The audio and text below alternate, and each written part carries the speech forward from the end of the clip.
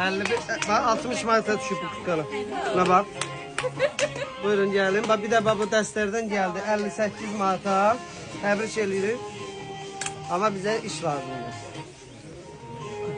Bak 58 manata. Bunlardan da ad günü və endirimlə verə bilərik. Problem yoxdur. Bak, buyurun gəlin.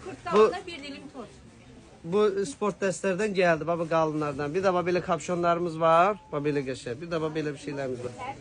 Bir də kurtkalar girişdə 20 manatdan başlayır. Bir də burada 25 manat krasovkalar.